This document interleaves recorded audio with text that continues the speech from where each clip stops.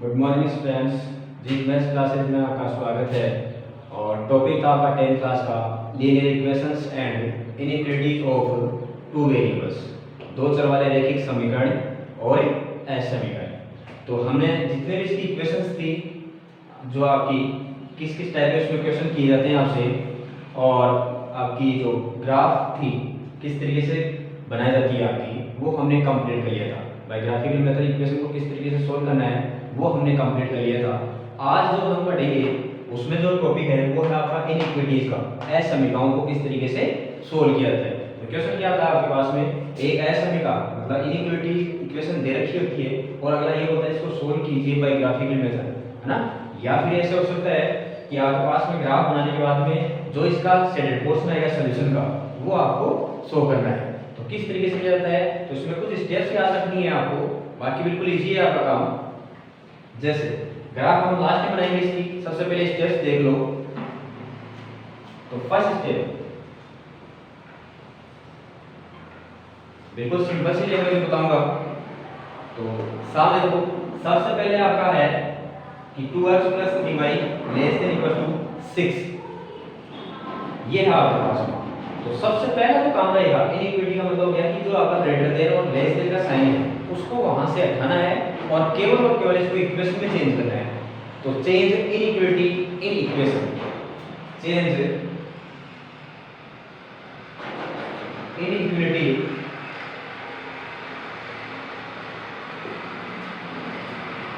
In to equation. इसका मतलब इसको आप इक्वेशन में चेंज करोगे तो इस तरीके से बन जाएगी 2x प्लस बस जो ग्रेटर देन और लेस देन का साइन है उसको हटाकर आपको इक्वल का साइन लगाना है। जैसे ही आप यहां से करोगे, अब इसके बाद में जैसे आपने ग्राफ में पे टेबल जनरेट की थी उस तरीके से टेबल जनरेट कर लो, या फिर एक वैल्यू फाइंड आउट कर लो। मतलब इसी इक्वेशन में आप x की वैल्यू एक बार 0 रख लो और एक बार y की वैल्यू 0 रख लो, यहां से दो पॉइंट निकालो ग्राफ के लिए।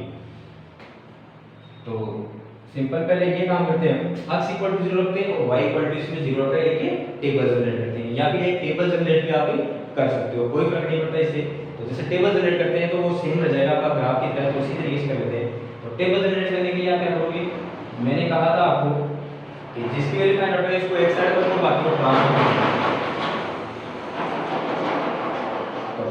x = 6 - 3y, यहां से एक टेबल जनरेट हो गया। तो ये x हो गया और ये तो y की वैल्यू पहले क्या रखी हमने 0 रखी। जब यहां 0 रखी तो ये तो कंप्लीट क्या हो गया आपका 0, तो 6 - 0 6, और 6 को डिवाइड बाय 2 से कितना आ गया आपका। जब ग्राफ वाला टॉपिक मैंने बताया था तब मैंने आपको बताया था कि इस तरीके से टेबल जनरेट की जाती है। अब जैसे हमने यहां मैंने कहा था जब आपके डिवाइड में कुछ हुआ क्या, तो कंप्लीट इक्वेशन को ऊपर वाले को सोल्व करो तो 2 से डिवाइड होना चाहिए। तो यहां से जैसे आपने 1 रखा तो 6 - 3 मल्टीप्लाई करेंगे कितना हो गया 3, तो 6 में से 3 माइनस करोगे तो आएगा आपका 3, और 3 को 2 से डिवाइड करोगे 1.5। तो कर सकते हो, कोई प्रॉब्लम नहीं है आप, लेकिन इसको छोड़ दो एक बार। मैंने कहा ग्राफ लेने में आपको कंप्लीट उसमें प्रॉब्लम होती है, इससे अच्छा है कि यहां कुछ और वैल्यू रखो जिससे ऊपर वाले को न्यूमरेटर को आप सोल्व करते हो तो उससे क्या हो जाए कंप्लीटली डिवाइड हो जाए।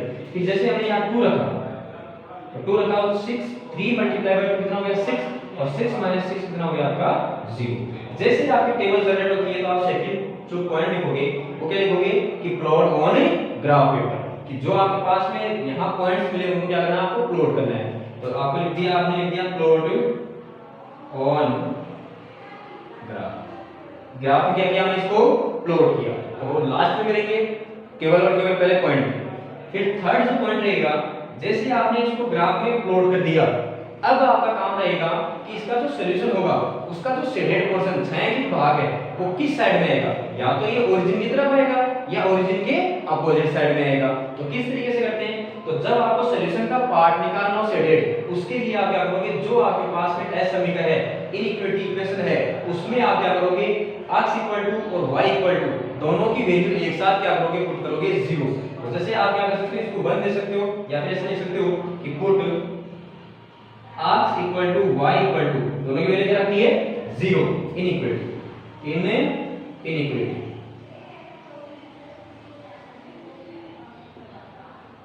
तो जैसे 0 रखा तो ये देखो यहाँ 0 रखा, 2 मल्टीप्लाई बाय 0 प्लस 3 और y की जगह 0, और ये लेस देन इक्वल टू कितना हो गया आपका 6। तो 0 प्लस 0, तो कहने का मतलब ये आ गया आपका 0 लेस देन इक्वल टू क्या है आपका 6। तो इसका मतलब क्या होगा 0 लेस देन, मतलब 0 क्या है छोटा है किससे 6 से। इस साइन का जिस साइड में मुंह खुला रहता है तो वो नंबर क्या होता है बड़ा होता है, इसका मतलब ये है। तो इसका मतलब क्या हो गया 6 है वो 0 से क्या है बड़ा है, तो सही है। अगर कंडीशन सही रहेगी तब तो जो शेडेड पोर्शन आएगा वो आपका 0 0 की तरफ आएगा, ओरिजिन की या मूल बिंदु की तरफ आएगा। और अगर कंडीशन आपकी सेटिस्फाई नहीं होती है, इसको संतुष्ट नहीं करती है, तब आपका जो शेडेड पोर्शन आएगा वो उसके अपोजिट साइड में आएगा मूल बिंदु के। तो आपको लिखना है कंडीशन सेटिस्फाई, कंडीशन है satisfy. So shaded portion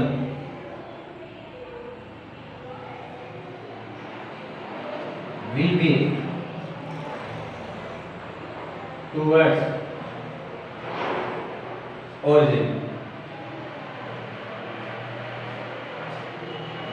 towards का मतलब उसकी तरफ आएगा, 0 0 की तरफ आएगा। अब बनाते हैं इसमें ग्राफ। ये आपका x एक्सिस और ये आपका y एक्सिस, स्केल लिखा है यहाँ, तो बड़ा स्केल नहीं है आपका, तो x इक्वल टू 1 पर और y पर भी 1 लेते हैं। तो scale on both axis, both he axis, तो 1 सेमी इक्वल टू 1 यूनिट, ये रख दिया।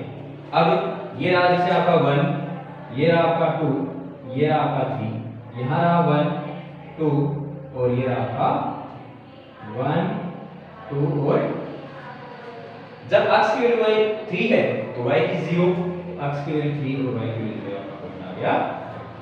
जब x की 0 तो y की 2, तो y की 2 आई आपकी, और इन दोनों पॉइंट्स को मिला दिया। अब शेडेड पोर्शन, तो मैंने कहा टुवर्ड्स क्या रहेगा आपका ओरिजिन, मूल बिंदु की तरफ। तो मूल बिंदु कौन सा आपका ये, इसकी तरफ कौन सा रहेगा इस साइड पर। तो आपको ऐसे एरो दिखाना है, एरो का मतलब क्या डायरेक्शन है ये आपकी इस साइड में रहेगा, और यहां आपको थोड़ा सा शेडेड कर देना है।